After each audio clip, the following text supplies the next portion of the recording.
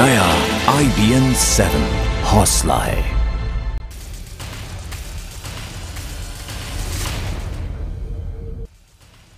Reserve bank की आज होने वाली मौद्रिक नीति की समीक्षा में लोगों को ब्याज दरों में राहत मिल सकती है। इस समय सबकी नजर रिजर्व बैंक के गवर्नर रघुराम राजन की तरफ है और सबको नीतिगत ब्याज दरों में कम से कम 0.25% की राहत मिलने की उम्मीद है। महंगे कर्ज की वजह से बैंकों से कर्ज की मांग, कंपनियों का मुनाफा, औद्योगिक रफ्तार सभी कुछ सुस्त है। वित्त मंत्री अरुण जेटली ने भी हाल ही में कहा था कि अर्थव्यवस्था के संकेतों को देखते हुए ये दौर ब्याज दरों में कटौती के लिए एकदम उपयुक्त है। कश्मीर घाटी के सभी BSNL टावर्स को बीती रात से बंद कर दिया गया। कश्मीर में सोमवार शाम के हमले के बाद सभी टावर्स के केयरटेकर्स के संगठन ने यह फैसला लिया। मोबाइल कंपनियों के टावरों पर हमलों में हाल के दौर में कुछ मोबाइल कंपनियों के मुलाजिमों की जान भी गई है। अगर मोबाइल सेवा देने वालों को सुरक्षा नहीं मिली तो कश्मीर में मोबाइल सेवा पूरी तरह से ठप हो जाएगी।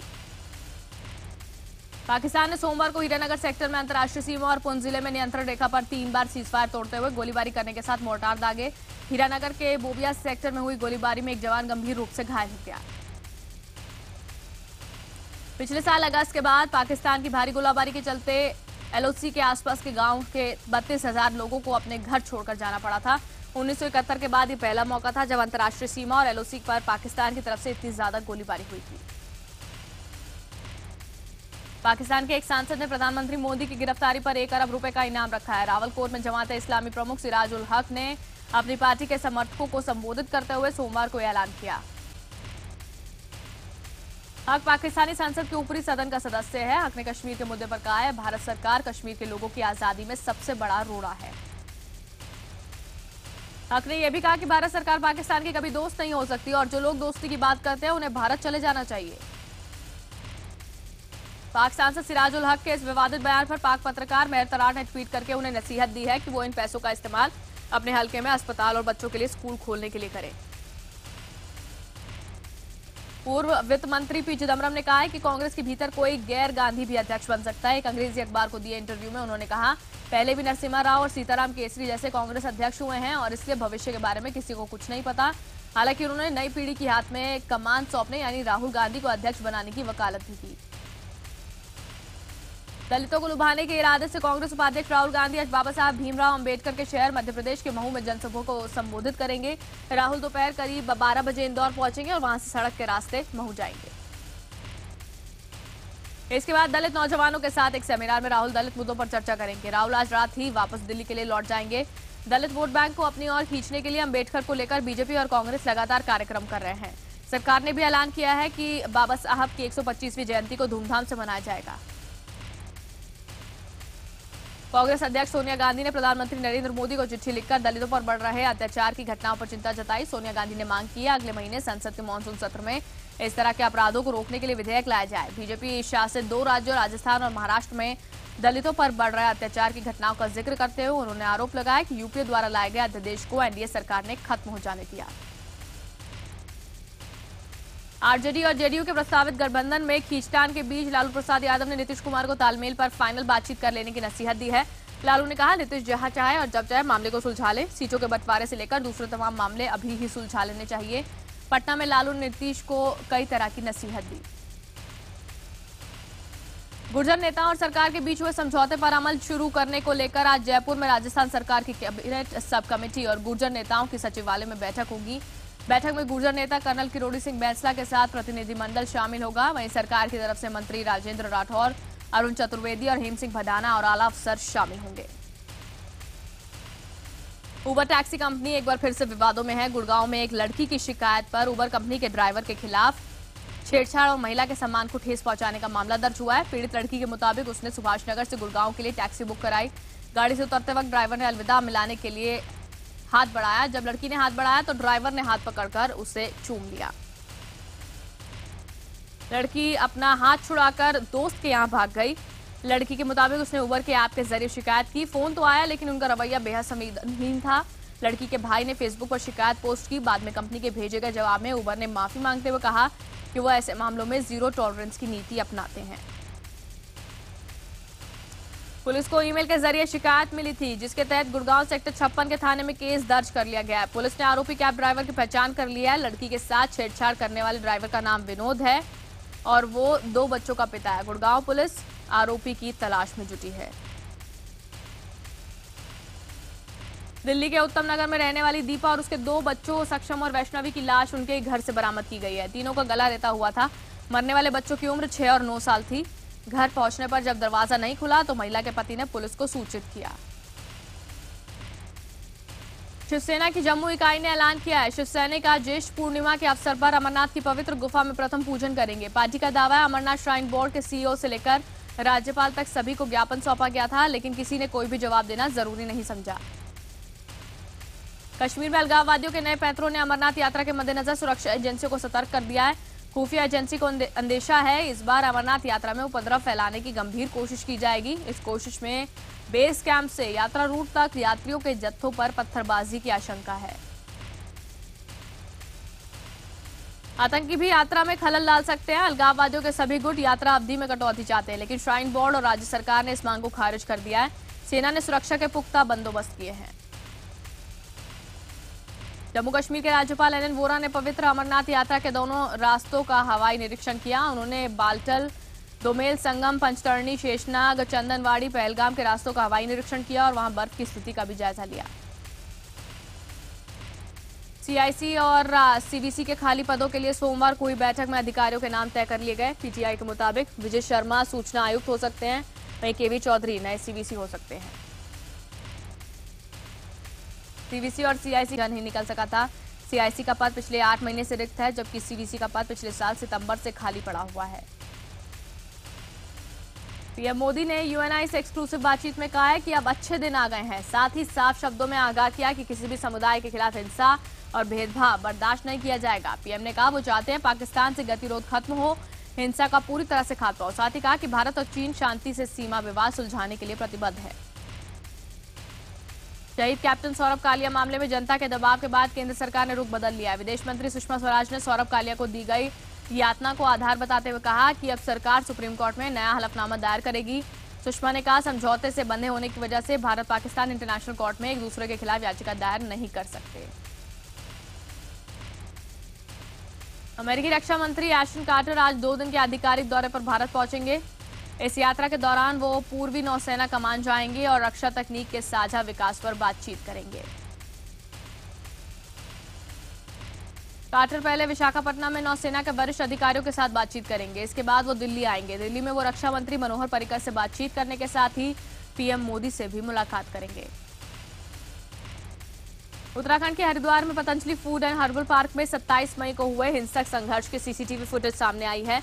एक्सपर्ट्स की मदद से पुलिस ने डिलीटेड सीसीटीवी फुटेज बरामद कर ली। इस फुटेज में योग गुरु बाबा रामदेव के भाई राम भरत गार्ड्स के साथ मृतक को डंडों से बेरहमी से पीटते नजर आ रहे हैं। पुलिस राम भरत को बुधवार को ही जेल भेज चुकी है। पुलिस का कहना है जिस समय सब हो रहा था योग गुरु रामदेव भी फूड पार्क में थे। बता दें, घटना के तत्काल बाद रामदेव के लोगों ने सीसीटीवी फुटेज डिलीट कर दिए थे। रामदेव का भाई राम भरत दबंगई के लिए कुख्यात है। दबाव में पुलिस उसके विरुद्ध कार्रवाई करने से बचती रही, जिससे उसका दुस्साहस बढ़ता चला गया और बुधवार को खूनी खेल को उसने अंजाम दे दिया। आपको बता दें, पुलिस ने शुक्रवार को पतंजलि हर्बल फूड पार्क में सर्च ऑपरेशन चलाया था।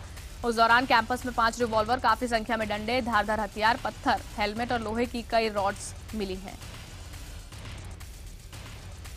नवी मुंबई के पुलिस कमिश्नर केएल प्रसाद ने अपने पद से इस्तीफा दे दिया है। उन्होंने अपना इस्तीफा गृह मंत्रालय को भेज दिया। हालांकि इसमें उन्होंने नहीं बताया कि वो किस वजह से इस्तीफा दे रहे हैं। केईएम अस्पताल ने अरुणा शानबॉग को श्रद्धांजलि देते हुए अस्पताल के रूम नंबर 4 का नाम उनके नाम पर रखने का फैसला किया है। इसी कमरे में शानबॉग 42 साल तक एडमिट रही। उनका 3 हफ्ते पहले निधन हो गया। सोमवार को अस्पताल की नर्सों ने अरुणा का जन्मदिन भी मनाया। तेलंगाना को राज्य बने 1 साल पूरा हो गया। जश्न की शुरुआत आतिशबाजी से की गई। इस अवसर पर राज्य सरकार ने 1 हफ्ते तक कई समारोह का आयोजन किया है। आज देश की पहली सेमी हाई स्पीड ट्रेन गतिमान एक्सप्रेस का दिल्ली आगरा रूट पर अंतिम ट्रायल किया जाएगा। पीएम मोदी हरी झंडी दिखाकर ट्रेन को दिल्ली से रवाना करेंगे। 9 जून से ट्रेन को लॉन्च करने की तैयारी है। इस ट्रेन की अधिकतम स्पीड 160 किलोमीटर प्रति घंटा होगी। इसमें 12 मॉडर्न कोच होंगे। 105 मिनट में ये 200 किलोमीटर की दूरी तय करेगी। सुप्रीम कोर्ट के फैसले से रिलायंस जियो को राहत मिली है। सुप्रीम कोर्ट ने राजस्थान हाईकोर्ट के उस आदेश पर रोक लगा दी है जिसमें उसने रिलायंस जियो को जयपुर से अपने 4G टावर हटाने के निर्देश दिए थे। रिलायंस जियो की ओर से सुप्रीम कोर्ट में कहा गया कि फर्म के लगाए गए टावर्स का रेडिएशन लेवल इंटरनेशनल मानक से काफी कम है और कंपनी के पास 175 टावर्स को लगाने की इजाजत है। रामपुर क्राइम ब्रांच ने बमनपुरी से 2 कुख्यात सुपारी किलर्स को गिरफ्तार किया। क्राइम ब्रांच ने उनके पास से 2 तमंचे, 2 दर्जन कारतूस और लूट का सामान बरामद किया। गिरफ्तार आकिल और बबूल अपने 3 साथियों के साथ पैसे लेकर कत्ल करता था। टीकमगढ़ के पृथ्वीपुर में पुलिस ने महिला को अपने प्रेमी के साथ मिलकर पति के कत्ल के आरोप में गिरफ्तार किया है।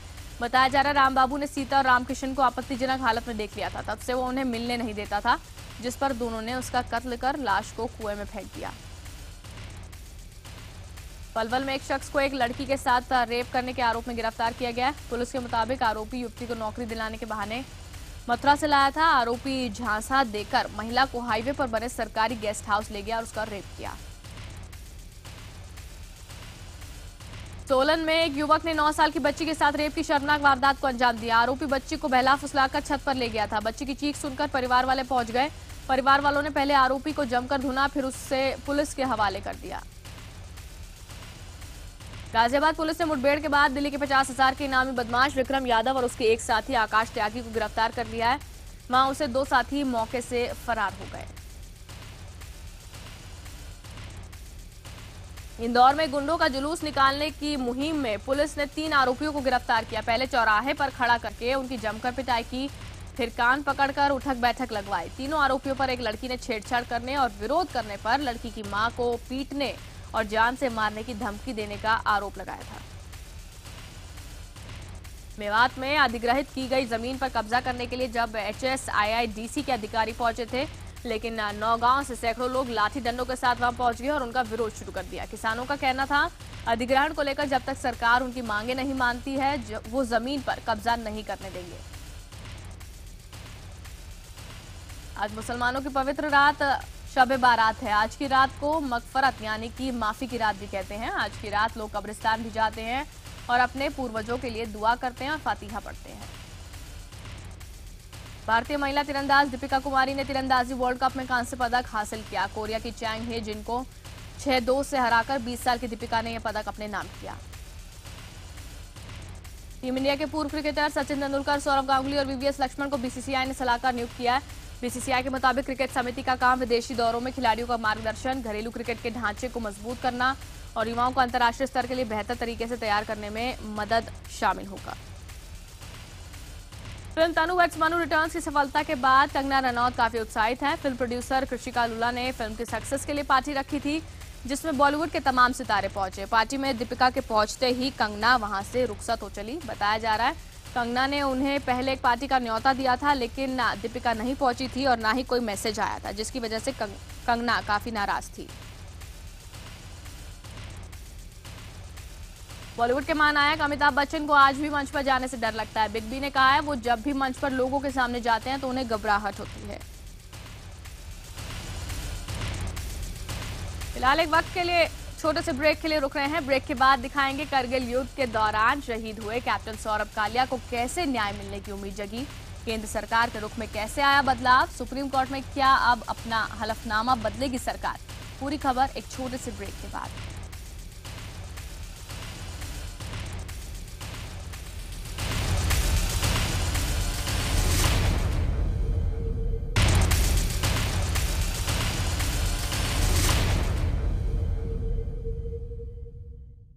ब्रेक के बाद आपका एक बार फिर से स्वागत है। करगिल के शहीद कैप्टन सौरभ कालिया के मामले में आखिरकार केंद्र सरकार के रुख में बड़ा बदलाव नजर आया है। शहीद सौरभ के परिवार की मांग थी कि जिस तरह से पाकिस्तानी सेना ने सौरभ कालिया से बर्बरता की थी, वो जेनेवा कन्वेंशन का उल्लंघन है। पाकिस्तान को युद्ध अपराधी घोषित करने के लिए भारत अंतर्राष्ट्रीय अदालत जाए, लेकिन पहले यूपीए और फिर एनडीए सरकार ने इसे सिरे से खारिज कर दिया। अब तमाम दबाव के बाद विदेश मंत्री सुषमा स्वराज ने इस मामले में सुप्रीम कोर्ट की राय लेने की बात कही है।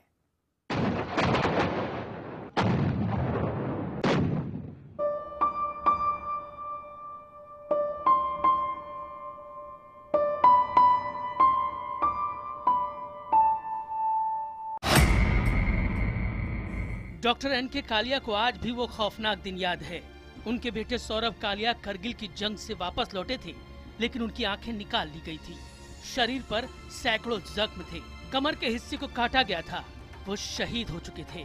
उनके बहादुर बेटे के साथ पाकिस्तानी सेना ने बर्बरता की सारी हदें तोड़ दी थी। शहीद सौरभ कालिया का परिवार पूछता रहा, आखिर भारत इस मामले को अंतर्राष्ट्रीय अदालत में क्यों नहीं ले जाता, पाकिस्तान को युद्ध अपराधी घोषित क्यों नहीं करवाता। 1999 से सरकारें आती रहीं, जाती रहीं और सोमवार को ये खुलासा हुआ कि एनडीए सरकार का भी रुख वही है जो यूपीए सरकार का था। राज्यसभा में एक जवाब में 31 जुलाई 2014 को एनडीए सरकार ने लिखा, कैप्टन सौरभ कालिया के साथ पाकिस्तानी सेना के घिनौने और बर्बर करतूत पर दुनिया का ध्यान हमने 22 सितंबर 1999 को यूएन की जनरल असेंबली में खींचा था। हमने इस मुद्दों को बयान के जरिए 6 अप्रैल 2000 को मानवाधिकार कमीशन में भी उठाया था। इस मामले में अंतर्राष्ट्रीय अदालतों से इंसाफ पाने के सभी पहलुओं पर विचार किया गया था, लेकिन ये संभव नहीं। There I am quite hopeful that Indian judiciary system will exert pressure on Indian government to take appropriate action with Pakistan as well as at international forum. NDA सरकार की इस जवाब की खबर सोमवार को सुर्खियां बन गई। सरकार भारी दबाव में नजर आई, उसे अपना रुख बदलना पड़ा। सोमवार को ही देर शाम सुषमा स्वराज सामने आई। उनका कहना है कि सरकार कॉमनवेल्थ के नियमों के तहत बंधी हुई है, लिहाजा इस बारे में सुप्रीम कोर्ट से राय ली जाएगी। यदि सुप्रीम कोर्ट हाँ करेगा तो हम अंतर्राष्ट्रीय court of justice, international court of justice में इस मसले को ले जाएंगे। हालांकि इससे पहले 2013 में यूपीए सरकार ने इस मामले में अंतर्राष्ट्रीय कोर्ट न जाने की वजह के पीछे पाकिस्तान के साथ हुए शिमला समझौते को बताया था। तब बीजेपी ने उस पर कड़े वार किए थे, अब विरोधी उसे सुना रहे हैं। Prime minister what he said earlier, Hindi में कहते थे मैं आंख में आंख डालकर बात करूंगा, सिर झुकाकर बात नहीं करूंगा। आप समझते हैं सब, हम नहीं चाहते वो आंख में आंख डालकर बात करें, पर मजबूती दिखाएं। इस घटनाक्रम से स्पष्ट हो गया है कि बीजेपी और कांग्रेस के अंदर किसी तरीके का कोई फर्क नहीं है। बीजेपी नकली राष्ट्रवादियों की पार्टी है। बहरहाल केंद्र सरकार गेंद सुप्रीम कोर्ट के पाले में डालने की तैयारी कर रही है। इन सब के बीच सवाल यह है कि आखिर इस पिता का 16 साल का इंतजार कब खत्म होगा, आखिर कब इन्हें इंसाफ मिलेगा। Bureau report IBN 7।